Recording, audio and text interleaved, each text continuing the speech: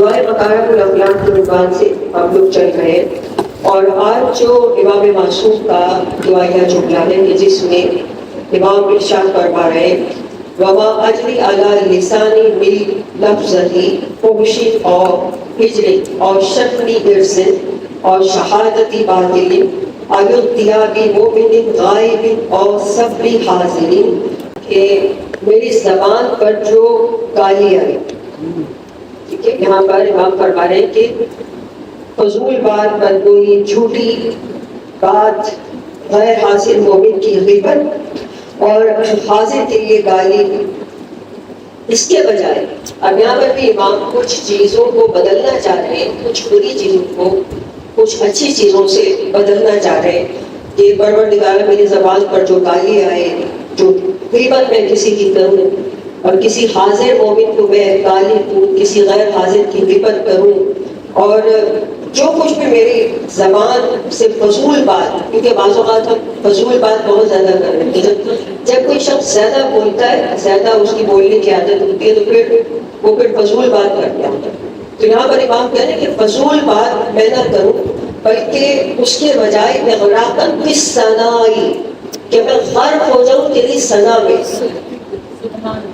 کیا فرما رہے ہیں کہ میں ڈوب جاؤں تیری ثنا میں، تیری تعریف میں ڈوب جاؤں، اور شکر نعمتی کا و ادراکم پہ احسانی کا، کہ میں تیری نعمتوں پہ شکر کروں اس کے بجائے، اور میں تیرے احسان کا اعتراف کروں کہ تیرا مجھ پر جو ہے وہ احسان ہے، میں اس کا اعتراف کروں۔ یعنی دیکھیں یہاں پر امام معصوم کچھ بری چیزوں کو اور کچھ اچھی چیزوں سے آپ بدلنا چاہ رہے ہیں، کیونکہ امام یہ فرماتے ہیں کہ اللہ تعالیٰ بد زبانی، برے الفاظ کو پسند نہیں کرتا۔ صلی اللہ محمد امام فرما رہے ہیں کہ خدا بند عالم برے الفاظ کو پسند نہیں کرتا، بد زبانی کو۔ یہ جو برے الفاظ ہوتے ہیں، گالی وغیرہ ہے، ہم سمجھ رہے ہوتے ہیں کہ ہم کسی کو بہت برا بھلا کہہ رہے ہیں، بڑے خوش ہو رہے ہیں، لیکن حقیقت میں یہ ہوتا ہے کہ یہ الفاظ ہمیں اندر سے ختم کر رہے ہوتے ہیں، ہماری جسمانی صحت بھی تباہ کرتے ہیں اور روحانی جسم بھی تباہ کر رہے ہوتے ہیں، یہ ہمیں پتہ ہی نہیں چلتا۔ یہ جو ہمارے الفاظ ہیں یہ کس طرح سے ہمارے اوپر ہی الٹا ہمارے اوپر ہی اثر انداز ہو رہا ہے۔ جب ایک انسان دیکھیں بار بار ایک عمل کرتا ہے، تو یہ جو مادی دنیا ہے اس کے اندر سسٹم خدا نے ایسا بنایا ہے کہ ہر عمل کا رد عمل ہوگا، ٹھیک ہے، یعنی ہر ایکشن کا ری ایکشن آئے گا۔ اس دنیا کے اندر وہ کہتے ہیں نا کہ جو کچھ آپ نے بویا وہ کاٹنا پڑے گا، ٹھیک ہے۔ تو یہاں ایک واقعہ ملتا ہے کہ ہمارے چھٹے امام جعفر صادق علیہ السلام، امام کا ایک چاہنے والا تھا، وہ ہر وقت امام کے ساتھ ساتھ رہتا، اس قدر محبت کرتا تھا، ساتھ اس کا غلام بھی ساتھ ہوتا تھا۔ ایک دن امام موچیوں کے محلے میں گئے کسی کام سے، وہ بھی ساتھ تھا، اس کا غلام بھی ساتھ تھا۔ اب جب بازار میں چلتے ہیں تو آگے پیچھے ہو جاتے ہیں، اس کا غلام پیچھے ہو گیا، کہیں اس نے 2-3 دفعہ دیکھا نظر نہیں آیا، جب چوتھی دفعہ دیکھا نظر آیا تو اس نے گالی دی اس کو، اور اس کی ماں کے نام سے گالی دی کہ اے ظالمہ عورت کے بیٹے۔ اب جیسے امام نے سنا، اب دیکھیں یہاں تو امام ساتھ ہے، امام نے اپنی پیشانی پر ہاتھ مارا باقاعدہ، آپ نے فرمایا کہ یہ تم نے کون سے الفاظ استعمال کیے، تم نے کیوں اس کو اس کی ماں کے نام سے تم نے اس کو گالی دی؟ تو اس نے کہا کہ مولا اس کی ماں تو مشرکہ تھی۔ تو امام نے فرمایا کہ ہر مذہب کے اندر نکاح کا طریقہ ہوتا ہے، ہر مذہب میں نکاح ہے اور اس کا طریقہ ہوگا۔ تم کسی کو اس طرح سے تہمت نہیں تم لگا سکتے، اتنا بڑا لفظ یعنی زانیہ، تم کسی کو یہ بڑا لفظ ہے، تم نہیں کہہ سکتے کسی کو، کیونکہ تم نہ ولی ہو، نہ تم نبی ہو، نہ تم امام ہو، تم نے کسی کو نہیں دیکھا، تم نے اپنی آنکھ سے کوئی برائی نہیں دیکھی، جب تم نے نہیں دیکھی تو تم زبان سے بھی اسے نہیں نکال سکتے. یعنی اگر کوئی کافر بھی ہے تو اسے بھی برا کہنے کی اجازت نہیں، اسے بھی آپ گالی نہیں دے سکتے. تو امام نے فرمایا دور ہو جا میری نظروں سے. اور راوی کہتا ہے کہ اس کے بعد وہ شخص امام کے ساتھ نظر نہیں آئے یہاں تک کہ وہ دنیا سے رخصت ہو. یعنی معصومین دیکھیں اس قدر اس چیز کو دیکھیں ان کی نظر کے اندر اہمیت ہے اس چیز کی کہ ہماری زبان سے اچھے الفاظ نکلے، ہماری زبان صاف ہو. جب ہم کنٹرول کرنا سیکھیں گے تو ہم اچھے الفاظ بھی سیکھ جائیں گے. اب دیکھیں اسلام کا کیا مزاج ہے، میں آپ سے مسلسل یہ بات کر رہی ہوں نا کہ ہمیں ہر چیز میں بولتے ہوئے ہر چیز کے اندر ہمیں دیکھنا ہوگا اسلام کا مزاج کیا ہے. ٹھیک ہے. اسی طرح ایک شخص نے آگے امام کو چھٹے امام کو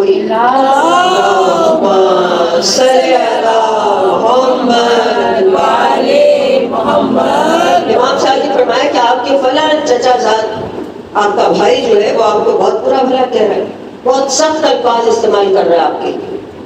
اب وہ سمجھ رہا تھا کہ امام جواب میں اس کو برا بھلا کہیں گے.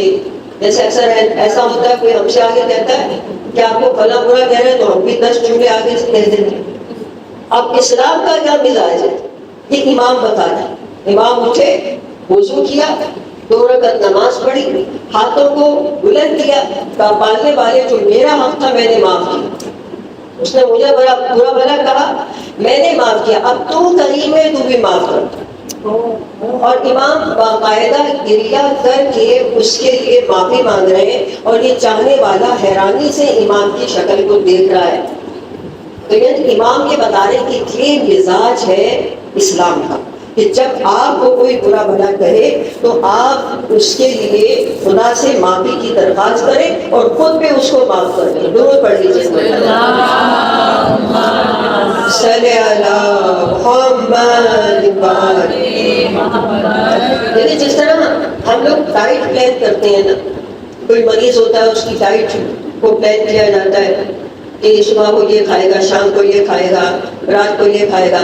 یا کوئی وزن کم کرتا ہے تو وہ اپنی ڈائٹ پلان کرتا ہے، لیکن اگر اس میں ایک وقت کی بھی وہ بد پرہیزی کر لے تو کیا ہوتا ہے، وہ سارا جو کام ہوتا ہے وہ خراب ہو جاتا ہے. اگر اس نے 2 مہینے پرہیز کیا تھا اور 1 دن پرہیز نہیں کیا وہ پیچھے چلا جاتا ہے. ایسا ہوتا ہے. ٹھیک ہے. اب ہم سب لوگ جو ہے بالکل اسی طرح وہ لقائے الہی کی طرف سفر کر رہے ہیں. لقائے الہی مطلب خدا سے ملاقات کی طرف.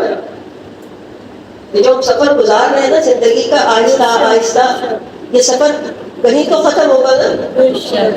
ٹھیک ہے. کہاں ختم ہوگا؟ ملاقات خدا پہ ختم ہوگا.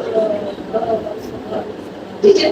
اب اس میں اگر کہیں غلطی ہو گئی، ٹھیک ہے، وہ جو ڈائٹ پلان تھا اس میں آپ نے نقصان کیا وہ کور ہو جائے گا، لیکن اگر اس میں غلطی ہوئی تو پھر اس نقصان کا ازالہ کرنا جو ہے وہ بہت مشکل ہے. یہ جو سفر ہے نا، دیکھیں ایک سفر جب آپ کر رہے ہوتے ہیں، یہاں سے آپ مثلاً اسلام آباد کی طرف جا رہے ہیں، اب اگر راستے میں کچھ ہو جاتا ہے آپ کو پیچھے واپس آنا پڑے تو کتنا آپ کو لمبا سفر طے کر کے الٹا گھوم کے پھر آپ کو واپس آنا پڑتا ہے. ایک دم سے تو نہیں ایسا ہوتا کہ کہیں سے بھی آپ نے گاڑی موڑ لی اور آپ واپس آ گئے.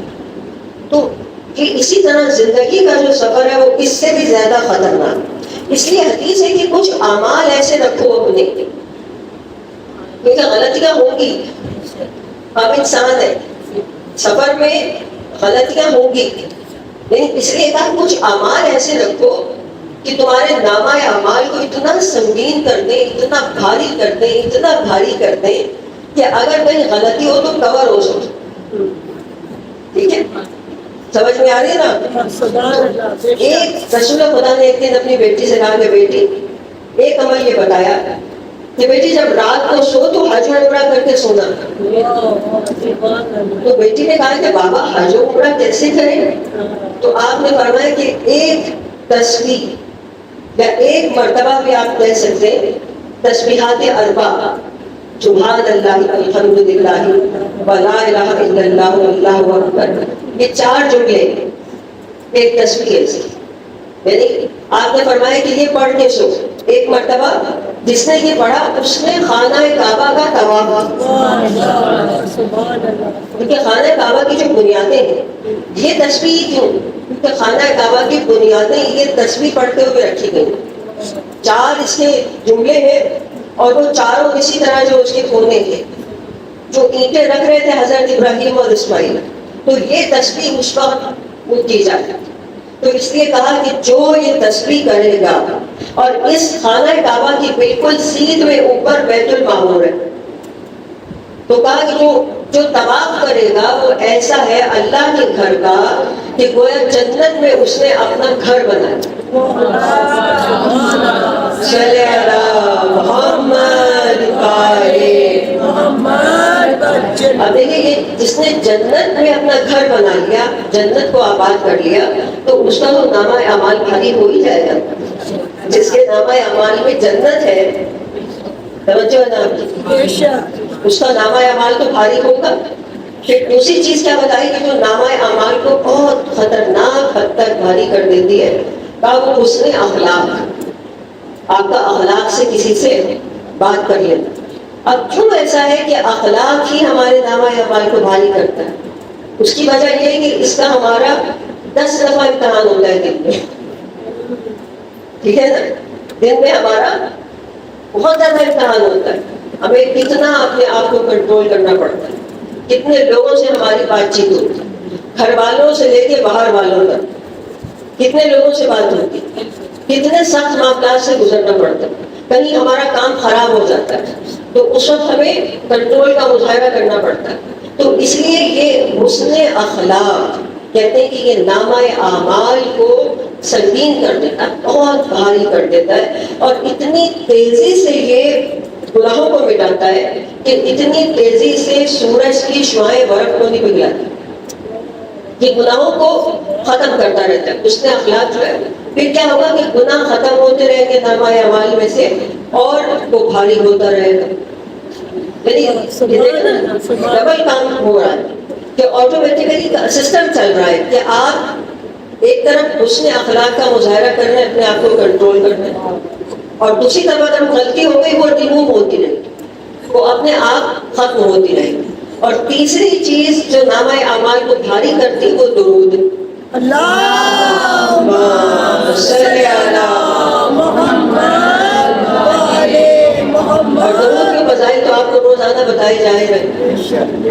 یہ بھی نامہ اعمال کو صلی علی محمد محمد نامہ اعمال کو سنگین کر دیتا ہے، بھاری کر دیتا ہے. اور یہ بھی ریموور کا کام کرتا ہے. اس کا ڈبل فائدہ ہے درود کا کہ یہ ربڑ کا بھی کام کرتا ہے، پینسل کا بھی کام کرتا ہے. یہ دونوں ایسی چیز ہے، ربڑ جو ہے ریزن مٹاتی ہے نا، ٹھیک ہے، یہ گناہوں کو مٹاتا رہتا ہے، اور پینسل لکھتی ہے تو یہ ثواب لکھتا رہتا ہے. اس میں ڈبل کام ہو رہا ہوتا ہے.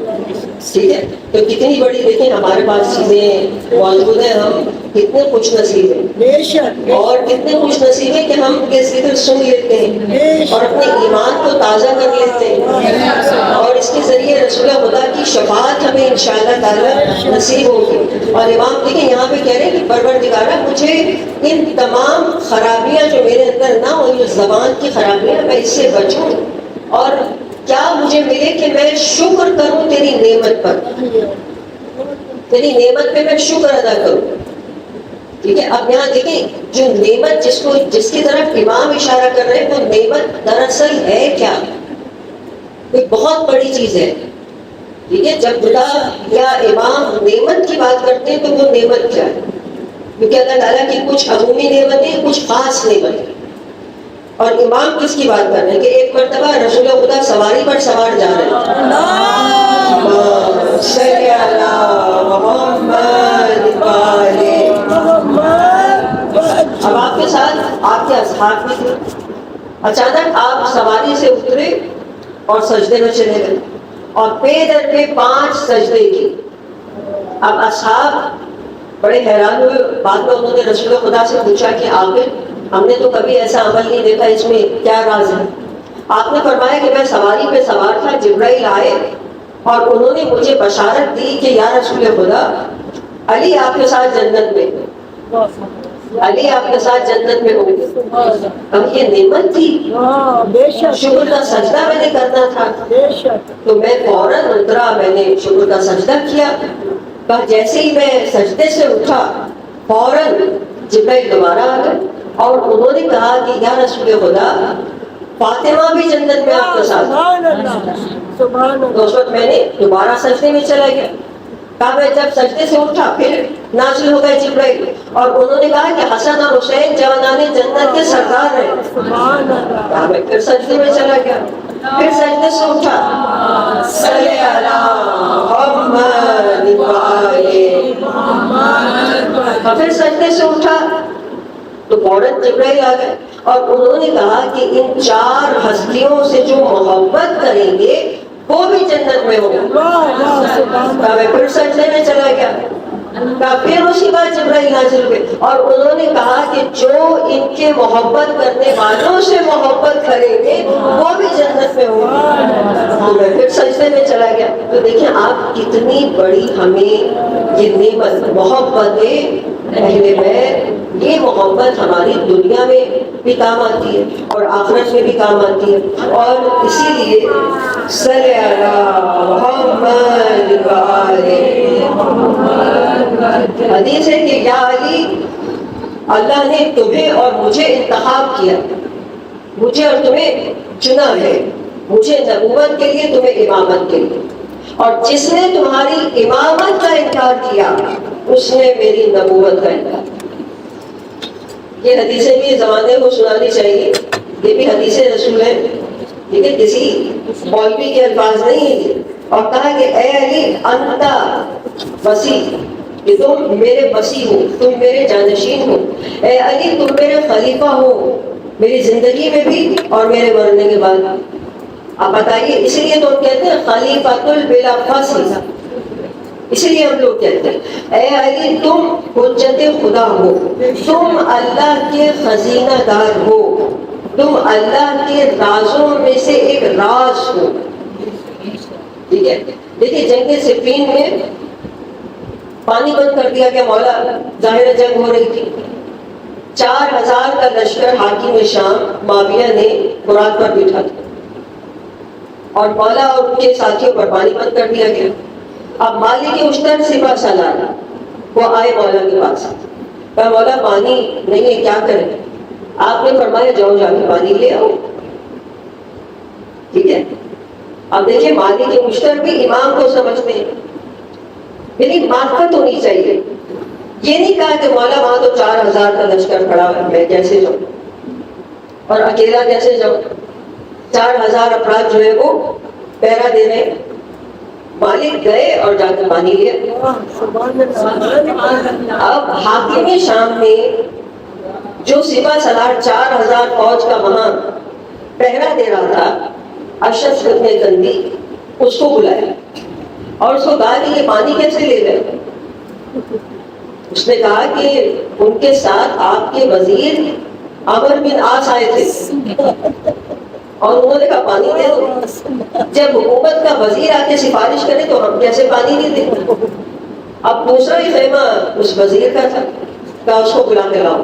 وہ آیا، اس نے کہا میں نے تو نہیں پانی دیا، میں تو نہیں گیا اور نہ میں نے سفارش کی۔ اب حاکم شام نے کہا، اب دیکھیے یہ جو حاکم شام ہے یا جتنے بھی دشمنان ہیں یہ معرفت رکھتے تھے ان کی۔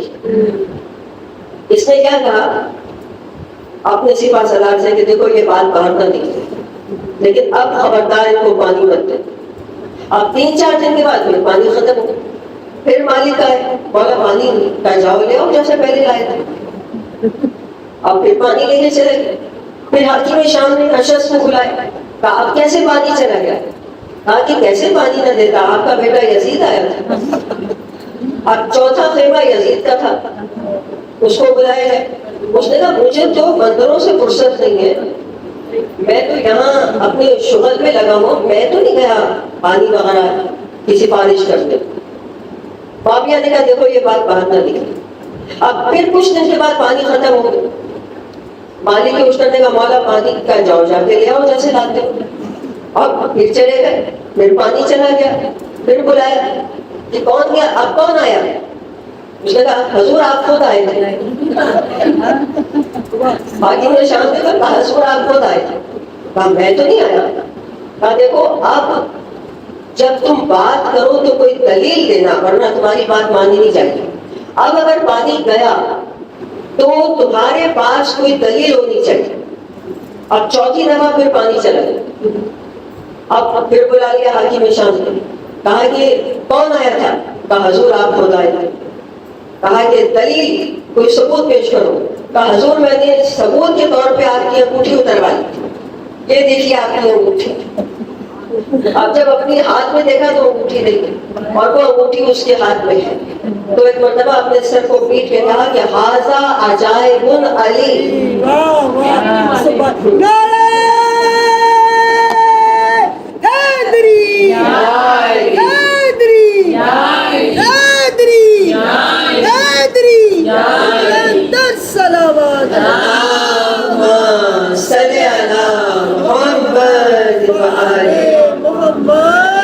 اسی لیے قرآن کیا کہہ رہا ہے کہ یہ وجہ اللہ ہے کہ تم جہاں دیکھو گے ہمارا چہرہ پاؤ۔ سمجھ میں آ رہی ہے آپ کو؟ اس لیے کہا کہ یہ وجہ اللہ ہے، تم جس طرف رخ کرو گے تم اللہ کا چہرہ پاؤ گے۔ ٹھیک ہے، اب دیکھیے ایک شخص آیا، امام رضا کا خادم تھا ایک شخص، اس کے پاس ایک شخص نے آگے کہا، دولت مند تھا، اس نے کہا ساری دولت لے لو اور یہ جو تم نوکری کر رہے ہو امام کی یہ مجھے دے دو، میں امام کا خدمتگار بن جاتا ہوں، تم میری دولت لے لو۔ اس نے کہا سودا تو اچھا تھا۔ اب اس نے آگے امام ہی سے بات کری کہ امام یہ ایسی بات ہو رہی ہے۔ امام نے کہا ٹھیک ہے اچھا سودا ہے کر لو۔ ٹھیک ہے، اب بتائیے اچھا سودا تھا؟ کہا کہ ہماری خدمت تم اسے دے دو، اس کی دولت لے لو، لیکن ایک بات یاد رکھنا کہ جو دنیا میں جتنا ہمارے ساتھ ہوگا آخرت میں وہ اتنا ہی ہمارے نزدیک ہو۔ ٹھیک ہے، اب چاہے روحانی طور پہ یا جسمانی طور پہ، یعنی دونوں طرح سے اپنے آپ کو ان کے قریب کرنے کی کوشش کرو، جسمانی طور پر بھی اور روحانی طور پر بھی۔ اس لیے تو کہتے ہیں نا روزوں پہ پہنچنے کا، کہ اپنے وجود کو پہنچاؤ ان کے روزوں تک، ان کی قبر مطہر تک وہاں پہنچاؤ اپنے وجود کو۔ تو دیکھیے یہاں ہم کتنے 24 گھنٹے میں ہم کتنا امام کا ذکر کرتے ہیں، کتنا یاد کر لیتے ہیں امام کو 24 گھنٹے میں، اور امام ہر وقت ہم پر نظر رکھتے ہیں، ہر وقت امام کی جو نظر ہے وہ ہمارے اوپر ہے۔ ایک شخص تھا، آیت اللہ عراقی بیان کرتے کہ وہ مریض تھا، فقیر تھا، اور ایک جگہ وہ کسی سے محبت کرتا تھا، شادی کرنا چاہتا تھا، لیکن کوئی سبب نہیں بن رہا تھا، مریض بھی تھا، فقیر بھی تھا، کوئی اس کے پاس کام نہیں تھا۔ تو اس نے سنا ہوا تھا کہ 40 روز چلا کاٹو امام آتے ہیں، تو اس نے کہا چلو میں یہ کرتے دیکھتا ہوں، میری پریشانی جو ہے وہ دور ہو۔ 40 روز مسجد سہلا میں عبادت تھی، اور 40واں دن تھا، 40ویں دن جب یہ پہنچا تو اس کی طبیعت خراب ہو گئی، اس کے سینے سے خون آنے لگا۔ اس نے کہا کہ میں مسجد میں تو جا نہیں سکتا، پرانا زمانہ تھا، مسجد ویران خالی پڑی تھی، اندھیرا تھا، اور مسجد کے باہر بیٹھ گیا۔ اس نے آگ جلائی، ایک کپ ایک قہوہ لے کے آیا تھا کہ چلو میں یہ گرم کر کے پی لوں گا۔ تو اس نے سامنے سے دیکھا کوئی عرب آ رہا ہے۔ اب جب وہ نزدیک آیا، سلام دعا ہوئی، اس نے اپنے دل میں سوچا کہ میرے پاس تو ایک ہی کپ قہوے کا ہے، اب مجھے اس کو بھی پوچھنا پڑے گا۔ لیکن وہ قریب آیا، اس نے جب سلام دعا ہوئی، اس نے کہا کون سے قبیلے کے؟ اب اس نے قبیلے گنوانے شروع کی، وہ کسی قبیلے کا نہیں۔ اس نے کہا کہ طنز کیا کہ تم کسی بھی قبیلے کے نہیں۔ جب گفتگو شروع ہوئی، اس نے کہا کچھ پریشان لگ رہے ہو، آنے والے نے کہا کچھ پریشان لگ رہے ہو۔ کہا اگر میں اپنی پریشانی تمہیں بتا بھی دوں تو کیا فائدہ؟ کہا ہو سکتا ہے کوئی فائدہ ہو جائے، تمہارا دل ہلکا ہو جائے گا، چلو کوئی فائدہ نہ بھی ہوا تو تمہارا دل ہلکا ہو جائے گا۔ اس نے جب اس کا اخلاق دیکھا تو اپنی بات بیان کر دی کہ اس طرح سے یہ میری پریشانیاں ہیں، میں مریض ہوں، میں فقیر ہوں، شادی بھی کرنا چاہتا ہوں. اور اسی طرح امام سے میں نے بات کرنے کے لیے میں نے چلا کاٹا. آنے والے نے کہا کہ مرض تو تمہارا اچھا ہو جائے گا، شادی بھی تمہاری اسی جگہ ہو جائے گی جہاں تم چاہتے ہو، اور فقر یا فقیری جو تمہاری یہ رہے گی، غربت بھی تمہاری دور. ابھی تک کچھ نہیں سمجھا. آنے والے نے کہا کہ چلو، اس نے کہا کہ چلو یہ حضرت مسلم کا روزہ سامنے ہے، چلو زیارت کر لیں، آپ میرے ساتھ چلے. آپس میں دوستی ہو گئی، کہا چلو زیارت کرنے چلتے ہیں. پھر وہاں پہنچی، کہا چلو 2 رکعت نماز پڑھ لیں. جب نماز شروع ہوئی تو اسے احساس ہوا کہ ان کی نماز اور میری نماز میں فرق ہے. ان کی جو تلاوت ہے نماز کی، بس جیسے یہ خیال آیا تو دل میں خیال آیا کہ کہیں یہ وقت کے امام تو نہیں ہے. جیسے ہی یہ خیال آیا تو ان کو نور نے گھیر لیا اور یہ چہرہ نہیں دیکھ سکتا. اور جیسے ہی نماز ختم ہوئی وہ نور چلا گیا. اب یہ گریا کرنے لگا، تڑپنے لگا کہ مولا میں تو پہچانا نہیں، میں تو گستاخی بھی کرتا رہا. اس نے کہا مولا آپ نے کہا تھا کہ آپ حضرت مسلم کے روزے تک میرے ساتھ چلیں، چنانچہ آپ آئیے. تو وہ نور دوبارہ آ گیا اور اس کے ساتھ حضرت مسلم کے روزے تک تک. یعنی بات یہ کہ جب ہم ان سے بات کرتے ہیں یا ہماری کوئی حاجت یا پریشانی ہوتی ہے تو ہماری ہر بات وہاں تک پہنچ رہی ہوتی ہے. ایسا نہیں کہ نہیں پہنچ رہی، لیکن کہ ہمارے اعمال ایسے ہوتے ہیں کہ ہمیں پتہ نہیں چلتا، لیکن وہاں تک ہماری بات، ہمارا پیغام پہنچ رہا ہوتا ہے. ضرور پڑھ لیجیے. اللہم صلی علی محمد وعلی محمد. اس میں بھی دعا کی تاکہ آپ کو پتہ چل جائے گا کہ وہ آپ کے لیے بہتر ہے کہ وہ آپ کی دعا کیا. ایسا ہوتا ہے، پھر بعد میں پتہ چل جاتا ہے کہ ہمارے حق میں اچھا نہیں تھا. تو اسی لیے دیکھیے کہ فرش عزا بچھایا جاتا ہے کہ ہماری دعائیں بھی قبول ہو جائیں. اور جو غصہ ہم دیتے ہیں ہمیں کہنے کی ضرورت نہیں پڑتی، اس غصے میں لپٹ کے ہماری خواہشات، ہماری حاجات اور ہماری جو تکلیفیں ہیں نا، حتیٰ کہ جو ہماری روحانی جسمانی تکلیفیں وہ بھی چلی جاتی. بس یقین ہونا چاہیے. دیکھیے آج ہم جن 2 چھوٹے بچوں کو پرسہ دے رہے ہیں حضرت مسلم کے 2 بچے جو کوفے میں ان کے ساتھ گئے تھے. ایک روایت یہ میں نے پڑھی کہ جب حارث ان کے کٹے ہوئے سر لے کر ابن زیاد کے دربار میں آیا تو بڑا خوش تھا کہ وہ انعام وغیرہ اس کو ملے گا. جب وہ ابن زیاد کے دربار میں پہنچا اور ابن زیاد نے وہ کٹی ہوئی گردنیں دیکھی، کیونکہ اس نے ظلم بھی بہت کیا تھا. اس نے تمانچے مارے تھے، رخساروں پہ بچوں کے تمانچوں کے نشان تھے، بچوں کے بالوں میں مٹی پڑی ہوئی تھی. جب ابن زیاد جیسا ظالم جب اس نے بچوں کے کٹے ہوئے سر دیکھے، اتنی بری حالت میں تھے کہ وہ اپنی جگہ سے کھڑا ہوا. اس نے کہا کہ تم نے کیا ظلم کیا؟ اس نے کہا میرا انعام زیادہ ہے کیونکہ میں ان کے سر کاٹ کے لایا ہوں. میں نے زندہ لانے کو کہا تھا، تب میں انعام کا زیادہ حقدار ہوں، میں ان کے سر کاٹ کے لایا ہوں. اور جب پوچھا کہ ظلم اس نے اپنے بنائے، جب تو ابن زیاد جیسا شخص بھی گھبرا کے کھڑا ہو گیا، برداشت نہیں کر سکتا. اور اس نے کہا کہ اب یہ بتا کہ ان بچوں نے دنیا سے جاتے وقت کیا کہا تھا؟ کہا انہوں نے کہا تھا کہ ہمارا فیصلہ خدا کرے. کہا واقعی اب فیصلہ ہوگا. جلاد کو حکم دیا کہ اسے اسی جگہ جا کے مارو جہاں اس نے بچوں پہ ظلم کیا. اور ایک غلام کو بچوں کے سر دیے کہ جاؤ جا کے انہیں دھو کے لاؤ. غلام حبشی تھا، وہ محب اہل محبت تھا، اس نے اپنے گھر لے گیا وہ بچوں کے سر، اپنی بیوی کو دیے کہ ان بچوں کے سروں کو دھو. وہ مومنہ تھی، جب اس نے سروں کو دھونا شروع کیا تو روتی جاتی تھی. 9-10 سال کے بچے عمر کے، اور کہتی جاتی تھی کہ کاش تمہاری ماں زندہ تھا. کہتی تھی کہ ارے تم اپنی ماں کو چھوڑ کے نکلے تھے جو تمہارے ساتھ یہ ظلم. عزیزانو 8 ذی الحج کو جب مسلم نے دیکھ لیا کہ حالات کوفے کے کیا ہیں، ان کو اندازہ ہو گیا کہ جنگ ہوگی. وہ ہانی کے گھر میں تھے. حضرت مسلم ہانی کے جو برابر والا گھر تھا وہ تھا قاضی شورے کا. قاضی شورے کون ہے؟ جس نے فتویٰ دیا تھا امام حسین کے قتل کا. کسی نے حضرت مسلم کو مشورہ دیا کہ آپ کے بچوں کی جان بھی خطرے میں، کل جنگ لازمی ہوگی، آپ اپنے بچوں کو قاضی شورے کے گھر میں ضمانت کے طور پہ رکھیں. قاضی شورے کی جو گھر کی خواتین تھی انہوں نے بچوں پہ ترس کھایا، ایک کمرے میں انہوں نے بچوں کو چھپا دیا.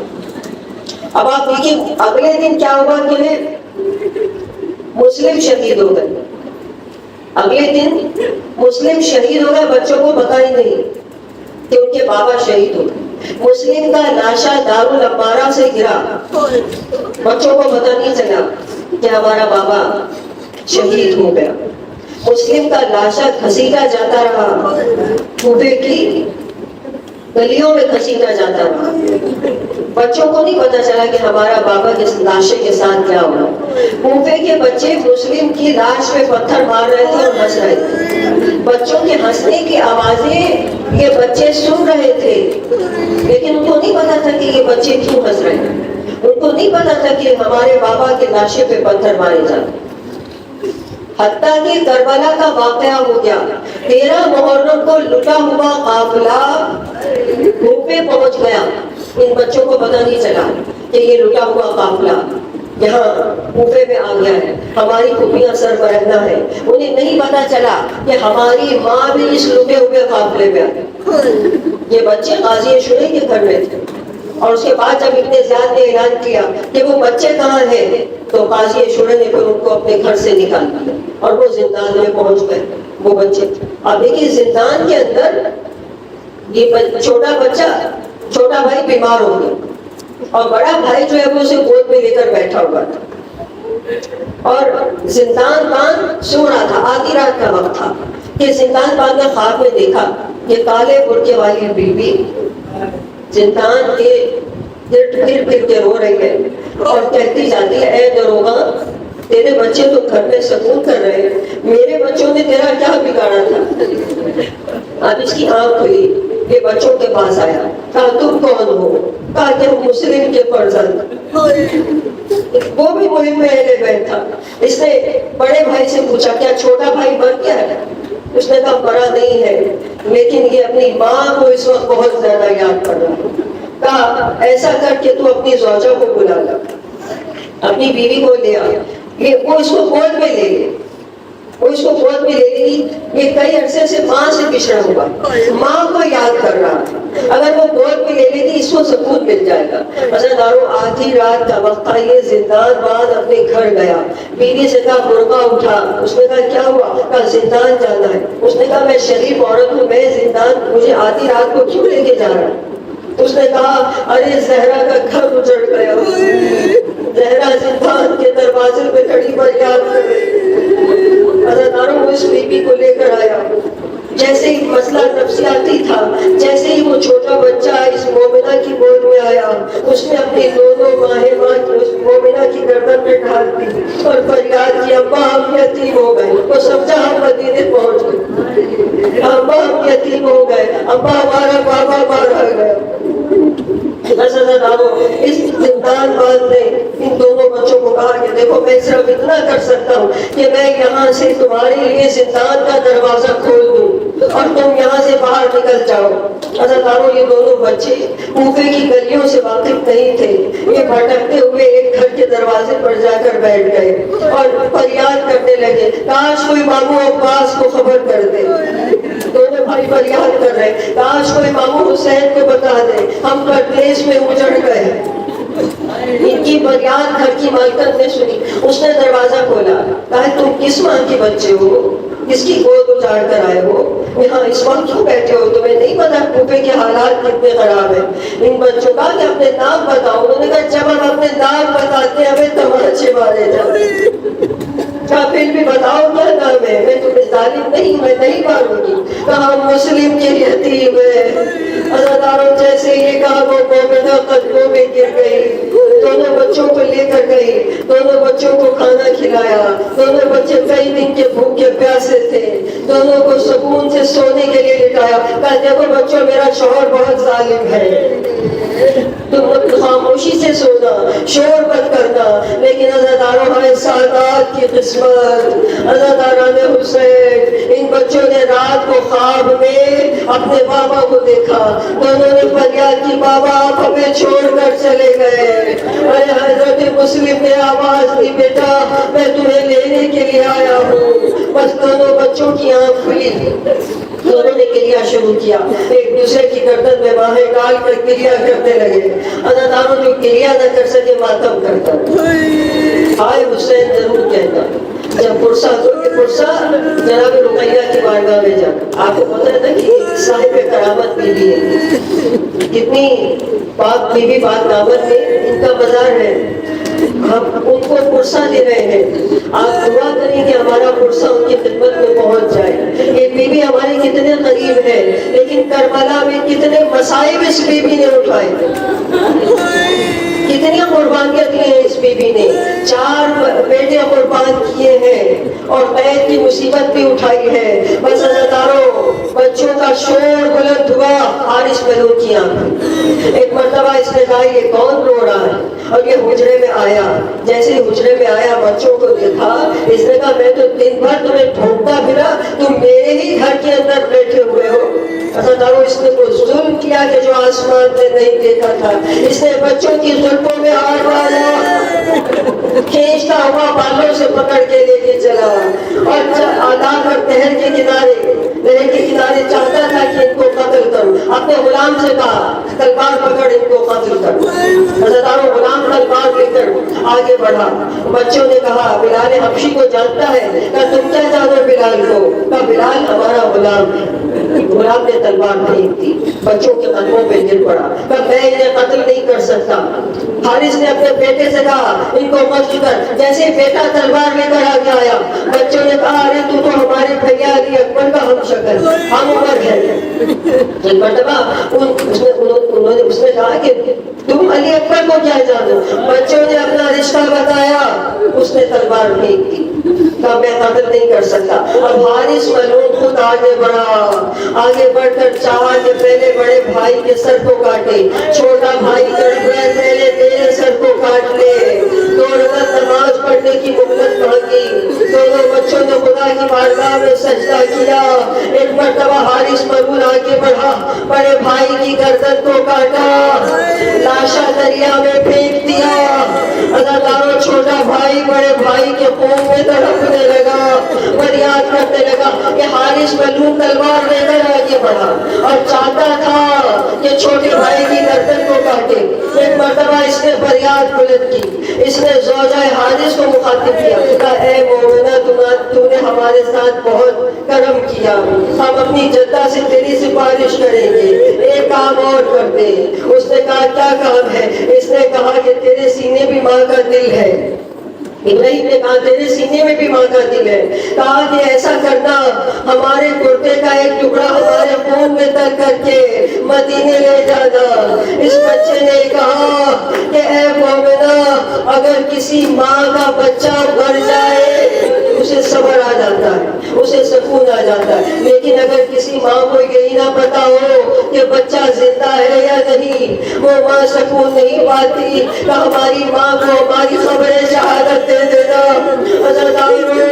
یہ مومنہ محلہ بنی ہاشم میں پہنچی، اس مومنہ نے کہا تھا میں کیسے تمہاری ماں کو پہچانوں گی، میں نے تو کبھی اس کو دیکھا نہیں۔ اس بچے نے کہا بس تم محلہ بنی ہاشم پہ جانا، ہماری ماں تم سے خود مل گئی گی۔ عزاداروں یہ مومنہ کرتے کا ٹکڑا لے کر جیسے ہی محلہ بنی ہاشم میں داخل ہوئی، ایک گھر کا دروازہ کھلا، آواز آئی میرے بچے آ گئے، میرے بچے آ گئے۔ اس مومنہ نے تڑپ کے کہا ارے بچے نہیں خبر شہادت ہے۔ انا للہ و انا الیہ راجعون۔ آنے والے ہماری صغیر سی عبادت کو قبول فرما، ہاتھ بلند کر کے سب مل کے آمین کریں۔ پروردگارا ان حواسوں پہ رحمت نازل فرما، ان آنکھوں پہ رحمت نازل فرما جن کے آنسو ہمارے سے